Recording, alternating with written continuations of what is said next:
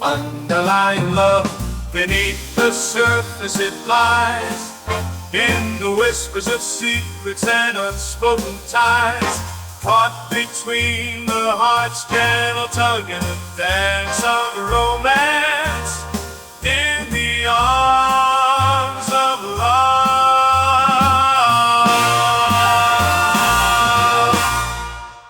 You are listening to Bradley Barkhurst's Underlying Love, a Worthington, Ohio mystery. Chapter 2, Part 1, An Unexpected Encounter. The shriek pierced the air of the schoolyard, startling Elizabeth from her distracted thoughts. Little Amy Collins lay sobbing on the ground, her knee bloodied from falling off the swing set. Elizabeth rushed over and scooped the child into her arms. Shh, you're all right, my dear, she soothed, carrying Amy inside to clean and bandage the scrape. The girl winced as Elizabeth gently rubbed the wound with antiseptic. "It stings, Miss Russo," said Amy. I know it stings, but we've got to keep it clean. You're being very brave, Elizabeth said as she finished wrapping the bandage. She gave Amy a reassuring hug, but inside, Elizabeth felt shaken. She blamed herself for not paying closer attention during recess. Her mind had been distracted. It kept wandering back to Samuel, conjuring up memories of her first love now lost. She went inside to inform Principal Gentry of Amy's accident. Principal Gentry, I must inform you that Amy Collins took a fall from the swing set today during recess. I cleaned, wrapped up the cut, and she's okay, said Elizabeth. Oh dear, well, I better reach out to Mrs. Collins. Thank you, Elizabeth, for letting me know, replied Principal Gentry. Elizabeth nodded and walked back to her classroom. The final school bell rang at last. Elizabeth tidied up the classroom from the day's lessons. She turned with a start to see Mrs. Collins storming in, face like a thundercloud. Mrs. Collins, what a surprise. How is Amy feeling? Elizabeth asked gently. She is in dreadful pain, no thanks to you, Mrs. Collins said sharply. What kind of teacher lets a child get so injured on her watch? Elizabeth felt her cheeks flush.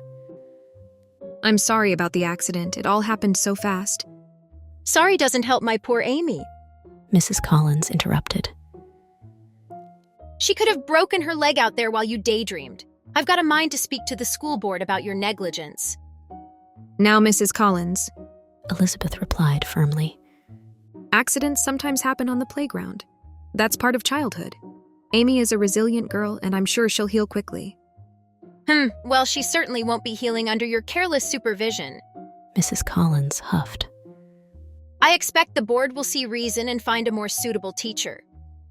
With that, she turned on her heel and marched out, leaving Elizabeth stunned and shaken in the empty classroom.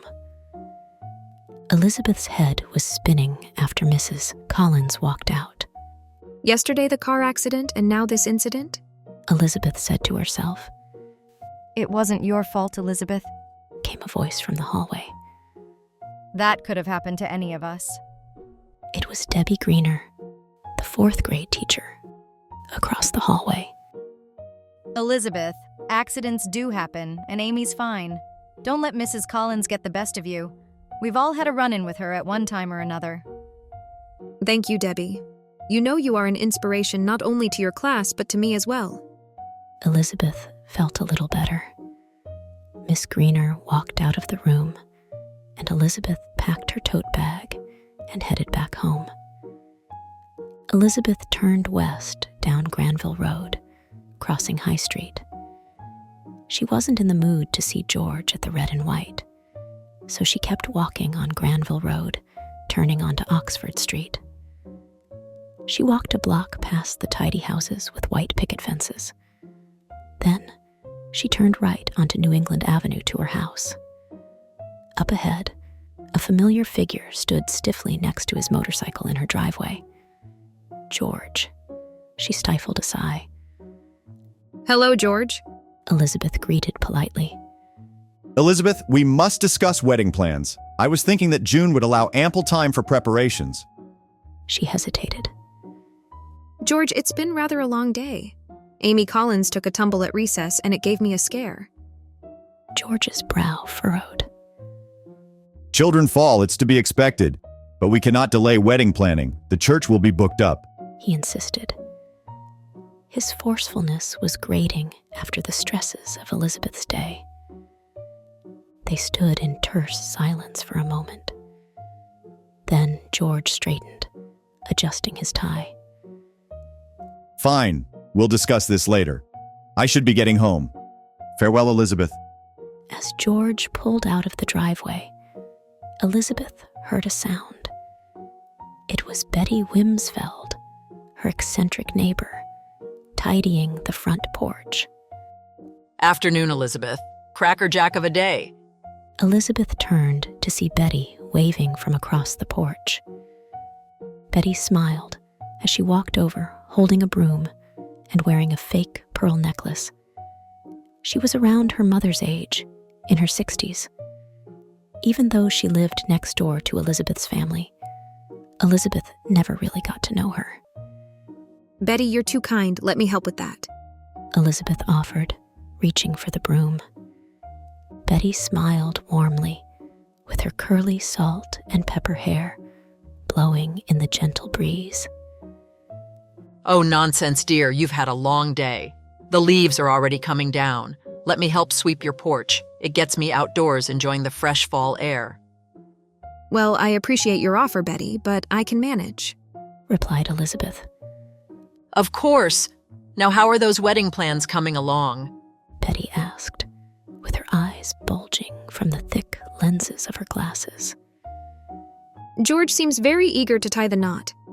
Elizabeth shifted, busying herself with straightening her tote bag. Oh, we're still finalizing details. You know how it is?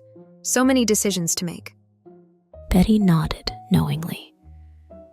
That George seems a very proper and respectable young man, Betty said, giving Elizabeth a knowing look. But I must say he doesn't seem to have much spark or spontaneity, does he? Not like that charming Samuel you used to spend time with when you were younger. Oh, you two were lovely together. He could always make you laugh and bring such joy to your face, and those poems he wrote were simply mesmerizing. This George, well, he may be solid husband material, but he doesn't quite have that special something, that magic you and Samuel shared. Now, I'm just a sentimental old woman, but I think when it comes to marriage, you should marry your best friend, someone who makes you glow inside and out. Betty, it's been 6 years since Samuel left me, said Elizabeth, with her head down. Betty smiled warmly and patted Elizabeth's hand. Just an old romantic's ramblings, my dear. Indeed, indeed. By the way, I'm still trying to find my Jell-O recipe. I must make it for you. It's delectable. I appreciate that, Betty. Have a lovely evening, grinned Elizabeth as her kind neighbor headed home. Elizabeth managed a smile as Betty waved goodbye. She appreciated her neighbor's efforts to brighten her mood. However, the reference to the wedding had only added to the unease simmering inside her. Alone again, Elizabeth felt the emptiness of the house acutely. She missed her mother, Anna's presence. Her mother had been in Cincinnati for months now, looking after Elizabeth's Aunt Gracie, who'd fallen ill. After washing up from dinner, Elizabeth found herself restless. It was getting cooler out, but she felt like she needed to get out of the house. Elizabeth slipped a light jacket over her dress for an evening stroll. Just then, the phone rang. Elizabeth picked up the receiver. Hello, is this Miss Russo? Yes, this is her. This is an operator with the American Telephone and Telegraph Company. You have a long-distance phone call from Cincinnati from Anna Russo. Will you accept it? The operator asked.